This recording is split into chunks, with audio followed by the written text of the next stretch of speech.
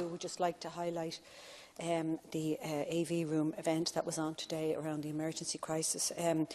Even though we all know it, it's just shocking to hear the stories, really. I think that's really what was most upsetting today, particularly when they were talking about the choice of who can have a bed, whether it be a 90-year-old woman who is really very, very sick with very bad chest infection, or a 45-year-old woman who might have breast cancer, and they have to choose which one gets the hospital bed. I mean, it really is shocking to think this day and age that this is going on.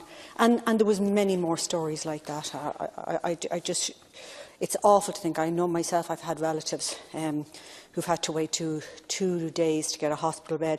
I just want to highlight an issue around the homelessness, around the short notice period that tenants are facing if landlords attempt to evict them. The notice periods for rental properties range from 28 days for tenants in the property less than 6 months to 56 days for tenants in situ for 2 to 3 years. Now, in the current housing crisis, with so few available rental properties, it's obvious that these notice periods are not enough for anyone to get alternative accommodation. It's very worrying, and I know myself, we all have children, adult children, and it's very worrying that they just can't seem to get accommodation these days.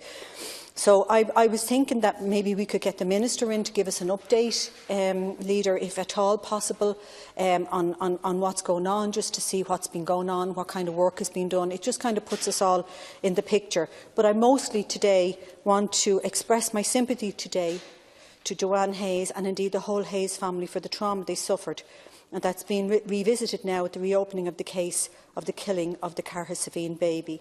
The Hayes family were forced to sign statements by the Gardaí, as this group of Gardaí had already decided that Joanne had killed a baby found on the beach in Carhasaveen. It should be remembered that Joanne had told the Gardaí where she had placed her stillborn child, and this was ignored.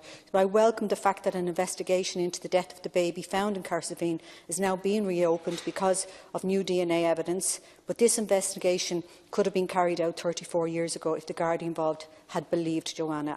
And again, I just think that the methods used by Gardaí involved in the case to extract confessions should also be investigated, and other cases examined which relied on statements given to these Gardaí. But I mostly want to express my sympathy today to Joanne Hayes and her family.